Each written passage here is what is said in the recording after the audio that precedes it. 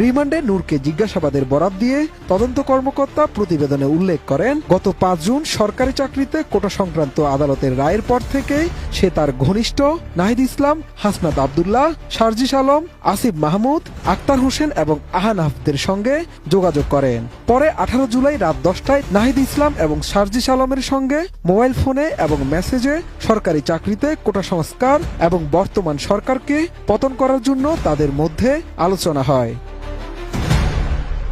এছাড়া প্রতিবেদনে আরও বলা হয়, আলোচনার এক পর্যায়ে নূরকে বৈষম্য বিরোধী ছাত্র আন্দোলনের অন্যতম 2 সমন্বয়ক নাহিদ ইসলাম ও সার্জিস আলম দাবিগুলো মেসেজ করে লিখে দিতে বলেন। পরে নূর শিক্ষা প্রতিষ্ঠান খুলে দেওয়া, ইন্টারনেট সচল করা, ছাত্রলীগ যুবলীগের জড়িত সন্ত্রাসীদের গ্রেফতার করা, স্বরাষ্ট্রমন্ত্রীর পদত্যাগ সহ সরকারের পদত্যাগ ইত্যাদি দাবি লিখে দেন।